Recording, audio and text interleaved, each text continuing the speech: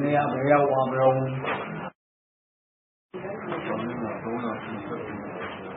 မှာတော့ရပန်း390မာသုလဝဒနာလို့လည်းဘယ်လောက်ရောက်ပါပြီ366ကမဟာဝဒနာရောက်ပါပဲ390ပညာဝိရိတ္တဘုဒ္ဓတ္တအောက်ပုံလား365ပေါ့360ပညာဝိရိတ္တရောလာမပတ်ကြည့်လားအဲ့ဒါကိုပုဂ္ဂိုလ်တော့ငါတော့မရှိမှပညာဝေဒနာဟာဘာသင်္ခါရတော့အဲ့လိုကြည့်လို့ဘုဒ္ဓဥစ္စာကဟာဘာသင်္ခါရတော့အဲ့လိုမှတ်ထားစကားပြောပြီးဆိုရင်ဝိတ္တဥစ္စာရနေဖြစ်ပြီးဒါကနာရုပ်ပါလားစကားပြောတာဘာရုပ်တော့နာကြည့်တဲ့ရုပ်စကားပြောတာဘာရုပ်တော့စကားမပြောတာဘာရုပ်တော့ဘုရားသင်္ခါရမရှိတဲ့ရုပ်ပေါ့ဟုတ်လားမှန်ပါဗျအဲ့လိုပါလေဆက်လွယ်ဝင်ရပါသင်္ခါရတော့အဲ့ဒီထွက်လေဝင်လေမရှိဘူးဆိုရင်အဲ့ဒီယုတ်ကြီးကဥပါယတာကစိုက်ကြည့်တဲ့နေငိုတယ်ဆိုတော့ထွက်လေဝင်မရှိအောင်ငိုပြတာထွက်လေဝင်မရှိတော့ဒါလည်းနှလုံးကပြူးလာမဲ့သွားတော့မလို့ထွက်လေဝင်ရဘာသင်္ခါရတော့ထွက်လေဝင်လေရှိနေတဲ့ယုတ်ကဘာယုတ်တော့ရုပ်ကြည့်တဲ့ရုပ်အဲ့လိုမျိုးပွဲရဆက်ဆွဲကိုဖတ်ရဝင်လည်းရှိတဲ့ရုပ်ကဘာရှိရဘာယုတ်တော့ငါးကြီးတွေတေတော့မှန်တယ်တော့ရှူနေဖတ်ရဝင်အောင်ရှိတော့ငါးတွေကောင်းပြီးဖြစ်သွားတော့ဖတ်ရဝင်လည်းရှိတဲ့ရုပ်ကဘာယုတ်တော့နိုင်ရှိတဲ့ရုပ်ဖတ်ရဝင်လည်းရှိတဲ့ဆိုနိုင်ရှိနေတယ်ခက်လေဝင်ကဘာကိုပြုပြင်တဲ့တုံးကာယပြုပြင်ထောက်လေဝင်လည်းတော့မင်းနေတယ်နေနဲ့စိတ်ကလေးနေခါကျမောစိတ်မောကိုမပြတဲ့ခါကျခက်လေဝင်ကရှူရှဲပြုတယ်အဲ့ဒါခက်လေဝင်ကိုစိတ်မှုအောင်ရှူစိတ်မှုအောင်ပတ္တမယံကာယသင်္ခါရပတ္တမယံကာယသင်္ခါရအတ္တသိတ္တမေတိတက္ကတိအတ္တသိတ္တမေတိတက္ကတိအဲ့လိုဟာတွေရတာအဲ့လိုဝင်ကိုသိမှုအောင်ရှူရတယ်အဲ့ဒါပတ္တမယံကာယသင်္ခါရကာယသင်္ခါရကဖက်လို့ပတ္တမယံငြင်းရအောင်ရှူပေးရမယ်ကာယသင်္ခါရနောက်ကြတော့ဘယ်လိုဖြစ်သွားတော့ကာယသင်္ခါရရရဟုတာယုတ်ကြီးဖြစ်သွားရဟုတာယုတ်ကြီးဖြစ်ပြီးတော့မှပေါ့ပြီးတော့အထက်တက်သွားအဲဒီဒါတော့တောင်လောက်လွတ်တယ်ဘယ်လောက်လွတ်တယ်ဆိုအဲ့လိုအမျိုးဒါလည်းသူအမှန်မပြုရအောင်ရှင်းတော့တခါလဲဖက်လေဝင်လေဘာလို့လဲတခါပေါ့တက်သွားကာယရဟုတာအာယလဟုတာစိတ်တာဒုတာစိတ်တာလဟုတာကာယကမ္မညတာကာယကမ္မညတာစိတ်တာကမ္မညတာစိတ်တာကမ္မညတာစိတ်ကလည်းလုံနိုင်သွားတယ်အမှုခံလိုက်တာအလုပ်တို့ကောင်းတယ်ပြောတာအခုတော့ခန္ဓာကိုယ်ကြီးလေးတယ်မတက်နိုင်ဘူးတော့ပြင်းလာတယ်သိနေလားခေါ်ရှိနာမိတ်ကဩဒရာပု္ပ္ပစအဲ့ဒါသိနေတာတွေကလေးတော့များတော့ခန္ဓာကိုယ်ကြီးလေးပြီးတော့မတနိုင်တော့မတက်နိုင်တော့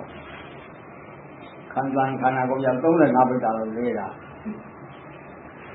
အဲ့ဆွဲရဝင်ချူတဲ့ခါကျတော့အဲ့ဒါဘယ်နှပိဋကမှမလေးတော့ဘူးငှက်တောင်လေးတွေကဒါ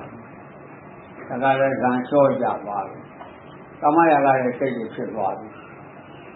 ကမယကစိတ်ကဘယ်လိုဖြစ်သွားတော့အောက်ကသချင်းဆိုတာကြားတယ်သချင်းဆိုတာက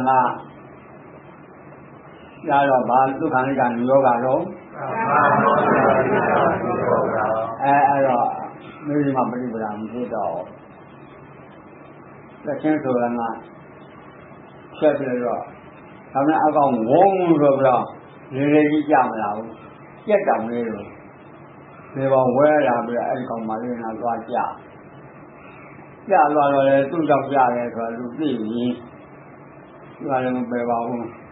ကောင်းလေးကိုယ်ရင်းနေဒီကလည်းအဲ့လိုဖြစ်လာလေကြောင်ပြောဆင်းရဲတဲ့ကြောင်ပြောဆင်းရဲပဲရဲပဲအဲကာမလူခံရတာဖြစ်လာတော့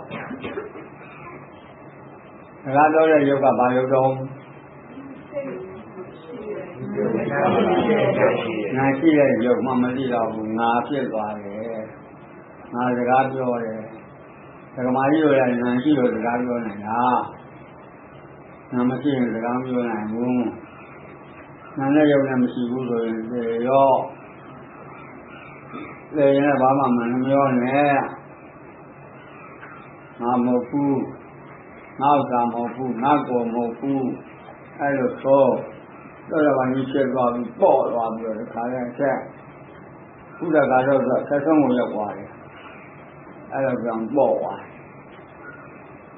ငါမဟုတ်ဘူးဆိုသူလည်းဘာလည်းမပြောမဆိုနဲ့သူဟာရောက်လို့ဆိုသူဟာရောက်ကြကြောင်းအဲ့လိုဆိုသူဟာရောက်ကြကြောင်းဒီဟာရုပ်ဖြစ်ကြောင်းအဝိဇ္ဇာတို့တဏှာတို့ဥပါဒံတို့ကံတို့အာဟာရတို့ဆိုတာရုပ်ကြကြောင်းအဲ့ဒီရောက်ပြီးမှပညာဝိရိယនិရောဓတို့ကာယနဲ့ခန္ဓာချုပ်တာတို့မဖြစ်တာတို့ကအဲ့ဒီမှာရောက်လာတယ်အဲ့ဘယ်ကအရင်ထားတယ်ဘယ်ကနောက်မှဖြစ်တယ်ဘယ်ကအရင်ဖြစ်တယ်နဲ့အဲ့ဒါလေးတွေကြည့်ပြီးရောက်သူ့အလိုဖြစ်ပြီးသူ့အလိုထားတယ်ငါထားမယ်ငါပြုမယ်လို့ငါဝန်စားမယ်လို့ဒီလိုလုပ်တာမဟုတ်ဘူးဟောအကုန်နဲ့အတ္တတော့ငါဝိမရှိတော့ဘူးငါဝိမရှိအောင်ငါလုပ်တာမဟုတ်တော့ဘူးအဲ့ဒီမှာလည်းအဲ့ဒီပဲစားတဲ့ခါရဝိသင်္ခါရမနောတဲ့ခါရတွေဖြစ်သွားတာတွေကိုအဲ့ဒါတွေကိုလက်ကျန်တာခေါ်တယ်အဲ့ဒါလည်းငါမဟုတ်ဘူးအဲ့လိုသိရမယ်ပညာဝိရိယនិရောဓသမပတ္တိယဆွဲကံပညာဝိရိယនិရောဓသမပတ္တိယပညာဝိရိယនិရောဓသမပမ္မပညာဝိရိယនិရောဓသမပမ္မဘောဓိတသသာသောဘောဓိတသသာသောဘိက္ခုနောယဟံအာဘိက္ခုနောယဟံအာအဲ့ရှင်မခေါ်ပြီးတာအားတော့မှန်ပါဗျာစိတ်တန်စိတ်တီစိတ်နိုင်ံဘယ်လိုညွတ်တီကိန်းပေါင်းံဘယ်လိုကိုင်းတီကိန်းပေါင်းံဘယ်လိုကိုင်းတီကိန်းပပရံဘယ်လိုရှိုင်းတီကိန်းပပရံဘယ်လိုရှိုင်းတီဟောဒီဖြစ်တယ်နီဟောဒီဖြစ်တယ်နီအဲ့လိုမဲတယ်ဘာမှထားတဲ့ပုဂ္ဂိုလ်ဘာမှစိတ်ကပဲလို့နေတော့နဲ့ပဲကိုင်းတော့နဲ့ပဲညွတ်တော့နဲ့အောက်တော့ဥဒ္ဒခါငါရှင်ဥဒ္ဒခါအောက်တော့ဥဒ္ဒခါငါရှင်ဥဒ္ဒခါပညာဝိဇ္ဇာညောဓသမပတ္တိယပညာဝိဇ္ဇာညောဓသမပတ္တိယပညာဝိဇ္ဇာညောဓသမပမ္မပညာဝိဇ္ဇာညောဓသမပမ္မဘုဒ္ဓတ္တသာသောဘုဒ္ဓတ္တသာသောဘိက္ခုနောယဟံအာဘိက္ခုနောယဟံအာဝိဝေကနေနံဝိဝေကနေနံဒီဝနာကင်းဉ္ကိုညွတ်သည်ဒီဝနာကင်းဉ္ကိုညွတ်သည်ဒီဝနာကင်းဉ္ကိုညွတ်သောဒီဝနာကင်းဉ္ကိုညွတ်သောစိတ်တန်စိတ်သည်စိတ်တန်စိတ်သည်ဟောတိဖြစ်၏ဟောတိဖြစ်၏ဝေကပောနံဝေကပောနံဒီဝနာကင်းဉ္ကိုကိုင်းသည်ဒီဝနာကင်းဉ္ကိုကိုင်းသည်ကိုင်းရတာဒီလိုကောင်းကောင်းကြီးပေါ့ဝိဝေကပပရံဝိဝေကပပရံပပဝရထိုင်ဝမ်းရအဲ့ဒါဆိုင်နေပေါ့ဝိဝေကပပရံဝိဝေကပပရံယူနာကင်းဉ္ကိုယူနာကင်းဉ္ကိုဆိုင်သည်ဟောတိဖြစ်၏ဟောတိဖြစ်၏ အဲ့ဒီရှင်မဝေဒနာသည်ပฏิပါဏဘယ်များတော့တိုင်းရှိပါသနည်းအောင်သောဘုဒ္ဓကလည်းငါရှင်ဘုဒ္ဓကဒုက္ခဖြစ်သောဝေဒနာသည်ဒုက္ခဖြစ်သောဝေဒနာသည်ဒုက္ခဝေဒနာ၎င်းဒုက္ခဝေဒနာ၎င်းအနုကမဒုက္ခဝေဒနာ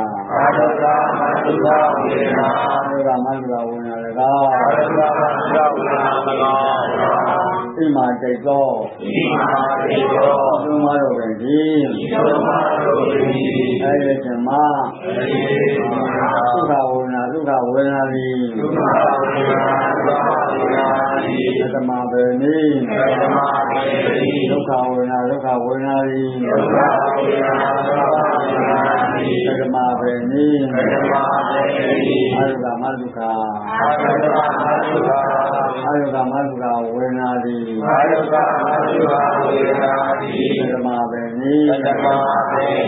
အာဟုသောဥဒ္ဒကငါရှင်ဥဒ္ဒကသာယိတံဝါကိုယ်၌ဤဖြစ်သောသေရိကံဝါစိတ်၌ဤဖြစ်သောဒုက္ခဆန္ဒသော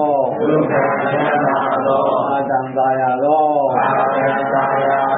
ဝိရိတံခံစားမှုသည်အတိရှိ၏ယံဤဒုက္ခသာသာဆန္ဒသောဝေဒနာသာယသောဝေဒနာသည်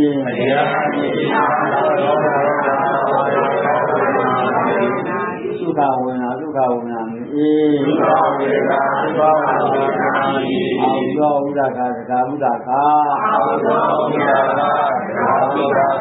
အဲကံဝါကိုယ်၌ဤဖြစ်သောကံဝါစိတ်၌ဤဖြစ်သောဒုက္ခဆင်းရဲသောအာသာမသာရသောဝိရိဒံခံစားမှုသည်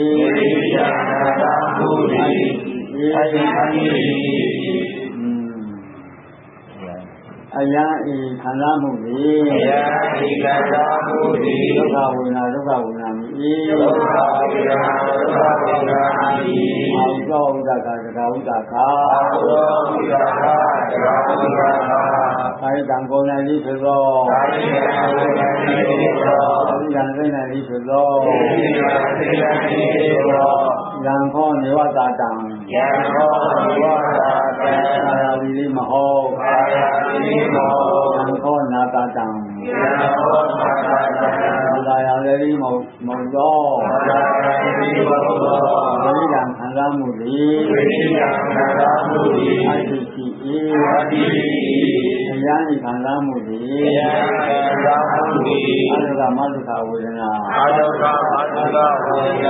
အလုကမဒုက္ခဝေဒနာမည်အယေရှင်မဝေဒနာသည်ဒုက္ခဖြစ်သောဝေဒနာသည်သေဒုက္ခဘယ်ဒုက္ခနည်းသေဒုက္ခဘယ်ဒုက္ခနည်းဒုက္ခဝေဒနာသည်သေဒုက္ခဘယ်ဒုက္ခနည်းသေဒုက္ခဘယ်ဒုက္ခနည်းအာရုဒုက္ခမလုခဝေဒနာအဒုက္ခမလုခဖြစ်သောဝေဒနာသည်ဒုက္ခကိဒုက္ခရောဒုက္ခကိဒုက္ခရောဣတိသောပုဒ်တိမေ၏အောင်သောဥဒ္ဒကသကာဥဒ္ဒကဒုက္ခဟူသည်ဒုက္ခဝေဒနာသည်စိတ်ဒုက္ခလေးရှိ၏ အာတိနေတဲ့ဒုက္ခလေးရှိ၏ဝိရိနာမဒုက္ခတဲ့မှုသွားလို့ရှိတော့ဝိရိနာမဒုက္ခမြည်၏ဟောက်ကြံသွားလို့ရှိတော့ဝိရိနာမဒုက္ခမြည်၏ဒုက္ခဒုက္ခဘုသောဝေနာဝေနာသည်ဒုက္ခဒုက္ခဘုသောဝေနာဝေနာသည်သိတိဒုက္ခ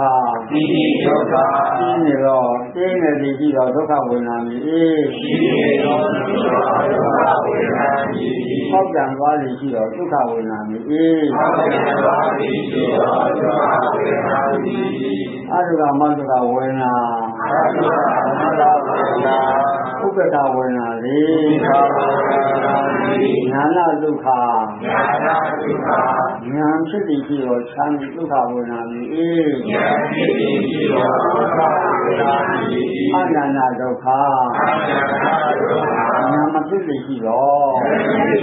ဒုက္ခဝေနာမြည်၏ဒုက္ခဝေနာမြည်၏အဲ့ဒါလေးတွေမှအဲ့ဒီဓမ္မဒုက္ခရာဒုက္ခဘုရားဝေဒနာ၌ဒုက္ခဘုရားဝေဒနာ၌ဝေဒနာယဝေဒနာ၌ဝေဒနာယဝေဒနာ၌လူပြောဘယ်လိုပြသည်လူပြောဘယ်လိုပြ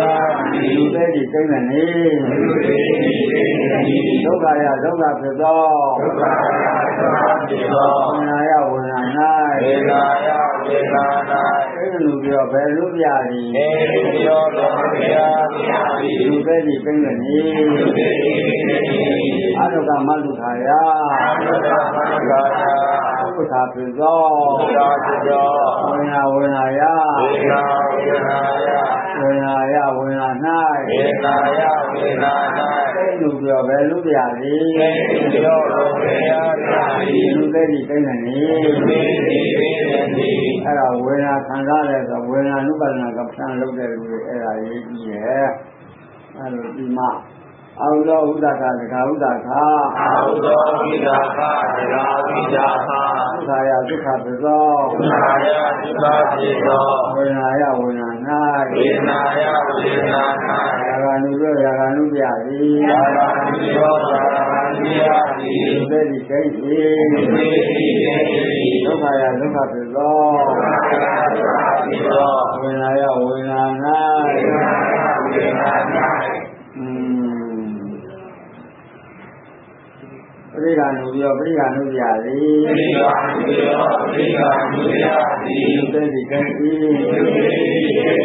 သဗ္ဗာယလုံးစုံသောသဗ္ဗာယလုံးစုံသောအတုကမတုခာယအတုကမတုခာယ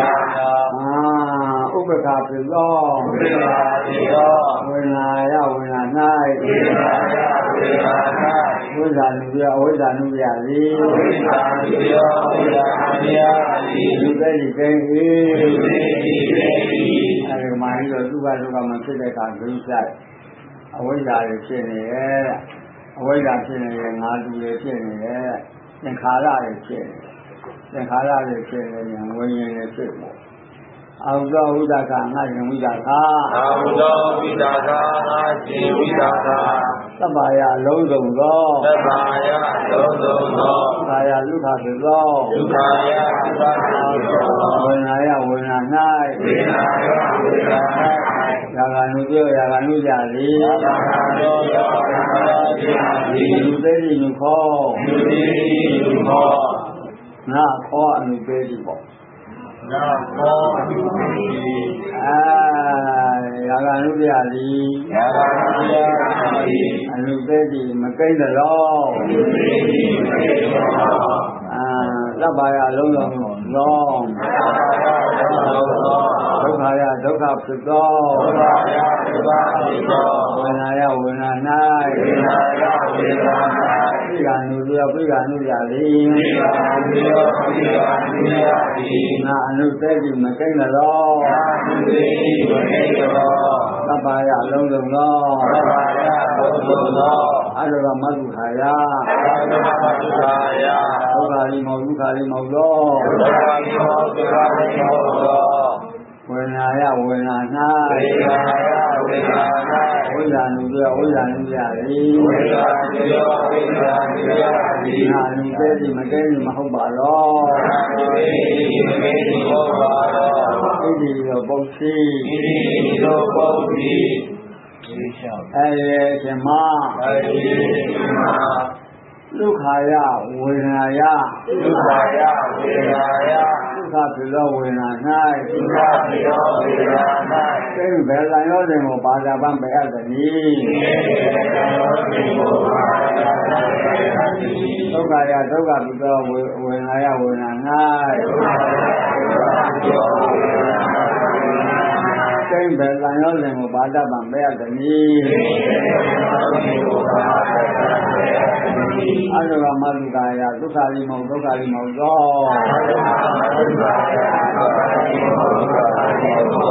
ဝေဒနာယဥပ္ပခာဝေဒနာ ဝေဒနာယဥပ္ပခာဝေဒနာ သိဘယ်လံရောစဉ်ကိုပါဇာပံပဲအပ်သည်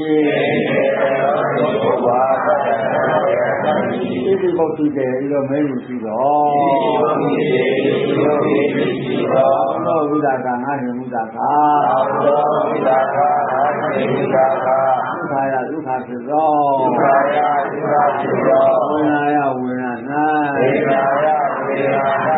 ၌လူပြောရာဂနုပြကိုအတ္တဘောပေယဤဒုက္ခယဒုက္ခဖြစ်သောဝေဒနာယဝေဒနာ၌ဣဒနုပြဒေါသကိုအာရမောပေယဤအတ္တကမသုခာယအတ္တကမသုခဖြစ်သောဝေဒနာယဝေဒနာဝိဇာနုပြဝိဇာနုပြလေပါအဝိဇာနုပြကိုအာရမောပေယဤဒီလိုဝိဇ္ဇေတိဖြစ်တော်မူအဲမဲတာဖြစ်တာကိုသုရဝေဒနာလို့ခေါ်တယ်။နာကြတော့သမာဓာနာတဲ့အခါမဲရအောင်လုံးပဲအဲဒါကိုဘယ်လိုပြရမလို့လဲအဲဒီရှင်မသဗ္ဗာယအလုံးစုံသောဒုက္ခယဒုက္ခဖြစ်သောဝေဒနာယဝေဒနာ၌ရာဂနုပြောရာဂနုကြဘောမဟာဇဘောအနုခောဘယ်အပ်ပါလဲလို့တဲ့အဘယ်ဒုက္ခမျိုးမဆိုရာဂနုကြကိုပယ်ရပါလားမာလားလို့ဒီလိုမေးရဲ့ရာဂကိုဒုက္ခဟုသမျှမှာရာဂနုကြဒုက္ခတိုင်းပယ်ရမှာလားလို့မေးရဲ့သဗ္ဗာယအလုံးစုံသောဒုက္ခယဒုက္ခဖြစ်သောဝေဒနာယဝေဒနာ၌ပရိက္ခဏုပြောပရိက္ခဏုပြကိုသဘောနုခေါ်ပယ်ရပါသလောသဗ္ဗာယအလုံးစုံသောအလုကမလုခာယအလုကမလုခာဖြစ်သောဝေဒနာယဥပ္ပခာဝေဒနာ၌နုရောဝိဇ္ဇာနုပြကိုအတ္တဘောနုခေါ်ပယ်ရပါသလောဣတိလိုပုတ်စီမေယံဤအောက်သောဥဒ္ဒကငါသံကသာသဗ္ဗာယလုံးစုံသောဒုက္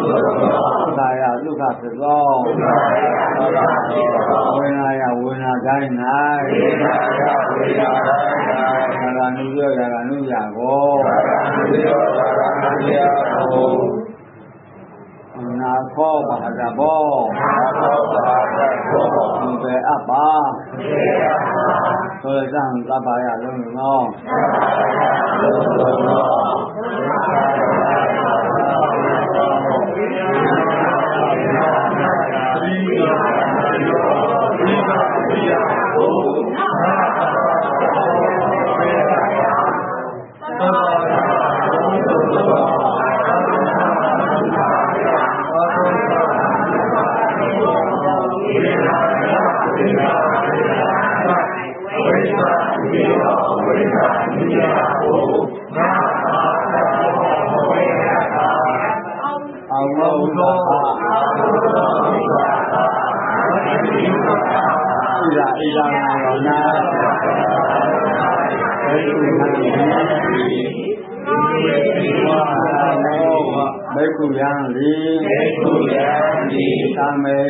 ကာမကိလေသာကာမတို့မှာဝိစေဝကိစ္စစေလို့လာလင်အာရုံလေအာရုံတို့ဖြစ်ကုန်သောမေရိပြတော်မှာဝိသာကိစ္စစေလေသာဝိတကံဝိတကံဤသို့ဘာဖြစ်သောသာဝိဇာလံဝိဇာလံနဲ့ဤတကွာဖြစ်သောသာဝိဇာလံဝိဇာလံဤတကွာဖြစ်သောဥဝေကသံပထမဇံသမာဓိရောက်ဖြစ်သောဥဝေကသံပထမဇံသမာဓိရောက်ဖြစ်သောမဟုတ်လေဥဝေကသံနိဝရဏကင်းခြင်းရောက်ဖြစ်သောဥဝေကသံနိဝရဏရောက်ဖြစ်သောပိဋိဒုက္ခံပိဋိဒုက္ခရှိသောပိဋိဒုက္ခံပိဋိဒုက္ခရှိသောပထမဇံပထမဇံသောဥပါဒာမေသာကရောရွယ်ဘုရားတိတိနေနိုင်အေးစေနာထောပထမဇံဖြင့်ယာကံယာကကိုဘာသာတိပဲသွန်နိုင်အေးတက္ကသောပထမဇံ၌ယာကလူရောယာကလူပြသည်နာလူလေးဒီမကဲအောက်တော်ဥဒ္ဒကငါကျေဥဒ္ဒသာဣဒာဣဒာနာတော်၌ဘိက္ခုသံသည်သောပဋိသင်္စိတ်ကတိသုလံဆင်ခြင်းဤ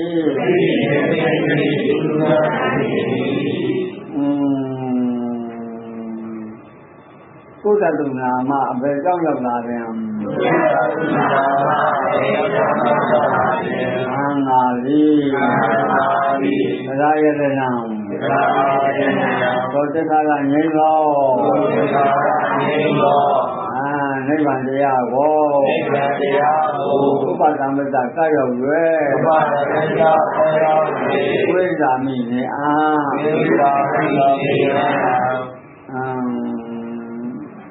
ယံရိယာရရိယာကိုယာယေရိယာကိုပုဒ်လိုက်တာအဲ့ဒါလေးယခုခါ၌ယေရိယာပြန်ရိယာပုဂ္ဂိုလ်တို့သည်အာယနာကိုပါဒမစ္စကရောက်ရွယ်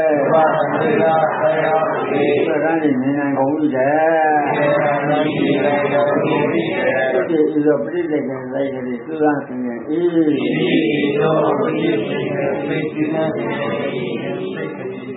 ဣတိလော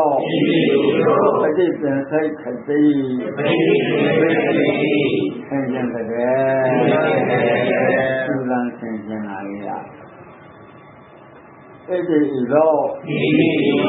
နုကေတုအလုံးမမြတ်ကုန်သောသုမောခေတုပိလွတ်မြောက်ခေတုလွတ်မြောက်ခြင်းတို့၌ဟာငါသည်ဥပသဗ္ဗယတော်ကဲ့ရွယ်ပုပ္ပတိဖြစ်၏ပိဟာပစ္စယ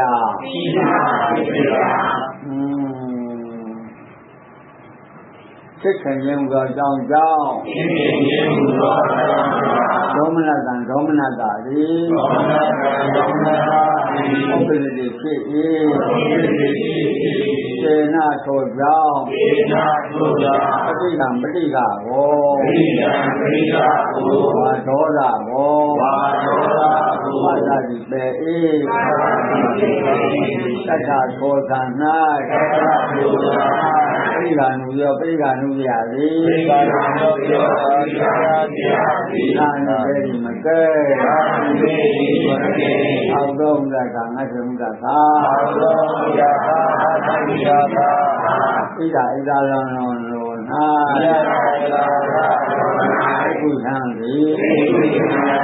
သုခတာသာသုခဝေနာကိုလိဘာနာပေခြင်းကြောင့်ဒုက္ခတာသာဒုက္ခဝေနာကိုလိဘာနာပေခြင်းကြောင့်ပုဗ္ဗေဝစေဖို့နေတာခြင်းထိုသုခသံကိုမဝင်စားမိစေဖို့နေတာခြင်းသောမနတဒေါမနတာနံ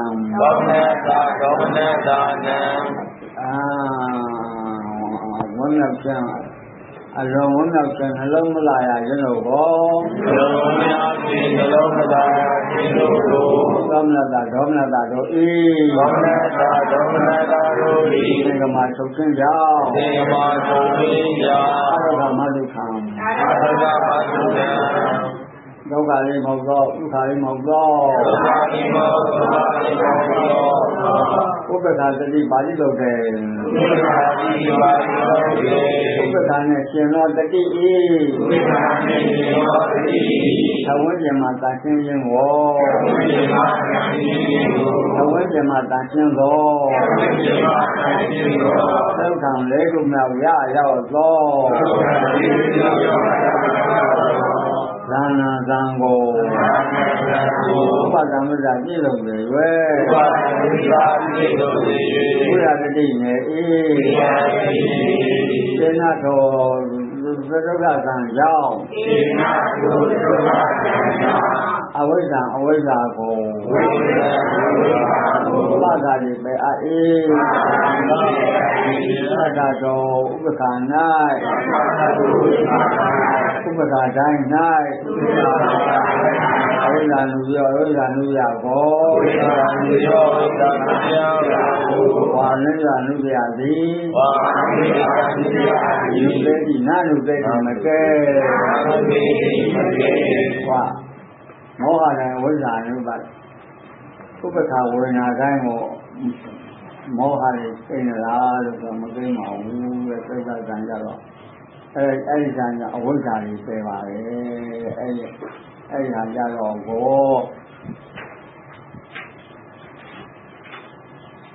ကာယဝါရင်ရှိတော့အဲ့ဒီရောက်မှအဝိဇ္ဇာနုတရားမရှိတယ်ဆိုတော့အဲ့ဒီရောက်မှသုံးနေတာဟောတယ်အဲ့ဒီမရောက်ခင်ကတော့ပိဋကဆိုတဲ့ဟာလေးပေါ့ပိလေးဒုက္ခလေးရတယ်အဲ့လိုဝိမကများသွားရင်ကဲ့ရုံလေးချုပ်နေတတ်တယ်အဲ့ဒီရောက်မှအဲ့ဒီဟာကိုလေချောင်းဒုစိုက်မှဒုစိုက်ပြီးအလုံးလုံးဝိဇ္ဇဝကာမေယသအလေကောင်ကနေတော့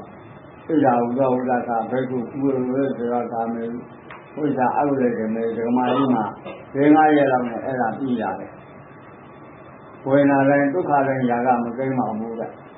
တောက်စားတာနဲ့အဲ့လို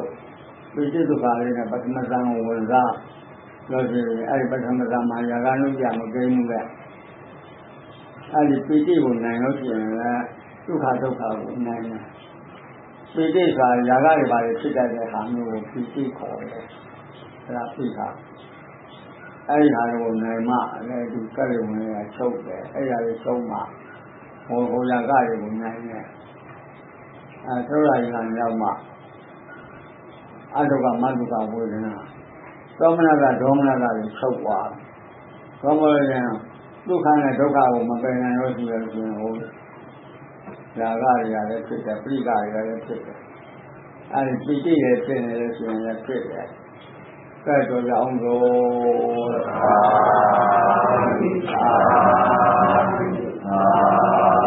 ဲ့ဒါလေးကရင်းနေတယ်အဲ့တော့လုံးလုံးတရားကောင်းရင်ချင်းမြတ်တရားကောင်းစဉ်သိလို့ရင်တရားကောင်းစဉ်သိလို့ရင်ဝေဒနာတိုင်းတွင်ຢာကမဖြစ်ဝေဒနာတိုင်းတွင်ຢာကမဖြစ်ဝေဒနာတိုင်းတွင်မောဟမဖြစ်ဝေဒနာတိုင်းတွင်မောဟမဖြစ်ဝိတ္တဝိသသာလေးနဲ့လုပ်လို့ပဲမှ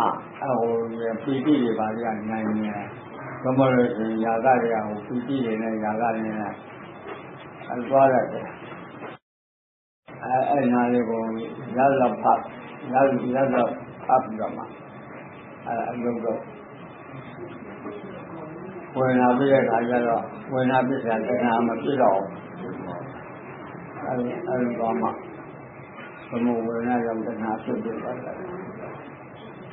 ဝိသေဝကာမေဟိသောဇံဝိသေဝကာမေဟိဝိသအရုရေဓမေဟိဝိသအရုရေဓမေဟိသဝိဇကံသဝုသာရံသဝိဇကံသဝိသာရံ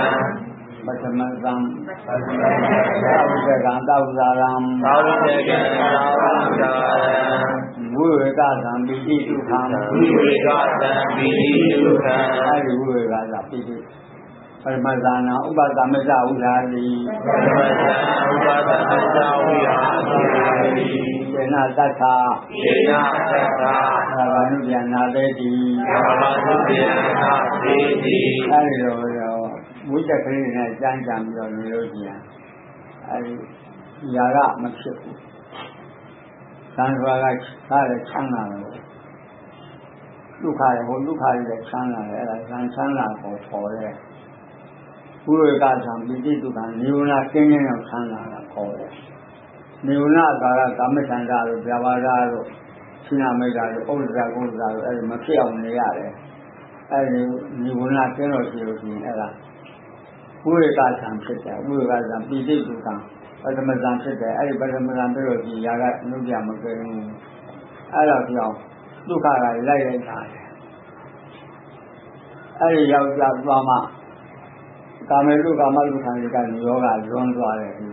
ကာမဂုဏ်ဒုက္ခမဟုတ်ဘူးဒီဒုက္ခကခြံဒုက္ခခေါ်တယ်ပိဋိဒုက္ခခေါ်တယ်ဟောကပေါ်ကြည့်တာပါကြီးကပုံသွားဒီသွားပုံသွားနေဟိုလဲကြည့်ရတယ်ကကာမဒုက္ခလိကခေါ်တယ်ဒီကပထမဇန်နဲ့ဒုက္ခခေါ်တယ်အဲ့ဒါလေးဝိဇ္ဇာကာမေတုပဲတရားစားတယ်အဲ့ဒီကာမဂုဏ်ကိုရှောင်ရတယ်ဝိဇ္ဇဝကာမေဝိဇ္ဇာအရုလေကမေအရုလို့မရှိတော့ဘူး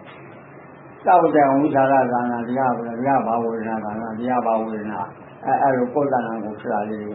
ရှုသွားတော့မှဒါရဝိကသံပိဋိဒုက္ခံပထမဇာနံသောဒီဝရရဲ့ကျင်းပိုင်းပထမဇာနံပိဋိဒုက္ခလေးဖြစ်တယ်ပိဋိဒုက္ခကကြတိခါရင်ပေါ်ရင်းခြင်းနဲ့အရင်ပိဋိကိုဝယ်ပြီးပတ္တိသာသာဣဆေဘကရေပုံရာအဖြစ်များ၏ကြတိခါလာတာစားတယ်ဓမ္မကြီးတော့ဘာလို့လာလဲအဲ့ကြတိထားတာပဲဒါကကြီးနေတယ်အဲ့ဒါပီတိခေါ်တယ်ခုတ်တကပီတိခေါ်တယ်ဒါကြောင့်ရွရွတွေပါကမကရဘူးကလည်းဆင်းဖိနေအဲ့လိုသွားတတ်တယ်အဲ့ဒါတွေကိုရွရွရကြည့်ပြီးတော့အဲ့လိုလောက်တတ်တယ်ရွရွတွေကိုနာတမခံရအဲ့ဒါကာမေတုကာမတုခံလိကယောဂခေါ်တယ်အဲ့ဒါကြည့်ပြီးအဲ့လိုလိုက်စားနေတယ်ဒီကိုကာမေတုကာမတုခံလိကယောဂရှင်တော့ကုသဇနောအရိနာရောအနတ္တတန်ကအဲ့ဒီကောပိကွယ်ဥပဝအံလေအနုပကမလို့အဲ့ဒီဟာကိုဓမ္မစကြာကဟောတယ်အဲ့ဒါကြီးပယ်လိုက်တဲ့အဲ့ဒီဟာပယ်ပြီးတော့မှဝိသေဝကာမေတိဆိုတော့အဲ့ဒီကာမဂုဏ်တွေကိုစိတ်ပယ်စီလို့ပုသံကမှာဝန်းထဲမှာစိတ်မကူးနဲ့ရကာမေဝိသုကာမပိဋိဒာကာမလို့မှားတယ်ဝိသေဝကာမေတိကတခုဝိဝိဇအကုသိဓမေတိဟာဝန်းထဲမှာအကုသိမရှိရဘူးဒါနဲ့ခုဝိဇ္ဇာကမေဝိဇ္ဇာအကုသိဓမေစောက်တဲ့ကံဝိသရာသကံသာဆက်လို့ရပဲလို့ဟိုတရားကပဲလို့ဒီလိုလေးသိကူးနေရတယ်တရားတွေသိကူးနေရတယ်စောက်တဲ့ကံစောက်တဲ့ကဝိဝေကသံပိဋိဒုက္ခံကနိဝရဏရဲ့ကျင်းနေပြီဝ ကိုယ်နဲ့မှညုံနာဆိုတာကမ္မသန္တာတို့ဗျာပါဒတို့ခိနာမိတ်တာတို့ဥဒ္ဒရာကုက္ကုစာတွေအဲ့ဒါကျင်းနေပြီဥဒ္ဒရာကုက္ကုစာတော့ကျင်းနေတော့မှဝိသိကိစ္စရောအဝိဇ္ဇာရောကိုကျင်းနေလို့လားကျင်းနေတော့ခါလဲဝိဝေကသံပိဋိဒုက္ခံဖြစ်သွားတယ်ပိဋိဒုက္ခကအခုနကတတိခါခြင်းကိုရင်းခြင်းနဲ့တတိခါခြင်းကိုရင်းခြင်းနဲ့အလင်းပိဋိကိုဝယ်ပြီးဝဲအလင်းပိဋိကိုဝယ်ပြီး၍ပတ္တိသာသာဤ7ပါးကပတ္တိသာသာဤ7ပါးကေဘုံရာအဖြစ်များ၏ေဘုံရာအဖြစ်များ၏အဲ့တော့အဲ့ဒါလွတ်ဆန်းလာတာလွတ်ကောင်းတာအဲ့ဒီကဆန်းလာတာငါးတယ်ဆန်းလာတာမရှိဘူးဆိုတော့ငါကတ်အဲ့ဒီအဲ့ဒီဟာကိုတရားမရသေးဘူးပဲအန္တရာယ်နဲ့နေတယ်လို့ခေါ်တယ်ဟုတ်ကလားမှန်ပါဗျာဥပ္ပခါမအတုကမတုကဝေဒနာယမအဝိဇ္ဇာကကျင်းလာတယ်အတုကမတုကရဒုက္ခလည်းမဟုတ်ဘူးဒုက္ခလည်းမဟုတ်ဘူးတဲ့ဝေဒနာယဝေဒနာနဲ့အဝိဇ္ဇာနုပြအဝိဇ္ဇာနုပြကိုမကျင်းဘူးအဝိဇ္ဇာနုပြဟာနေရာတိုင်းကျင်းလာလို့မကျင်းပါဘူးအဲ့ဒီပြောတယ်တိုက်တော်ကြောင့်လို့နော်သာဓုသာဓုသာဓုဓမ္မတရားအတိတ်တွေတရားဘုဒ္ဓတာတွေ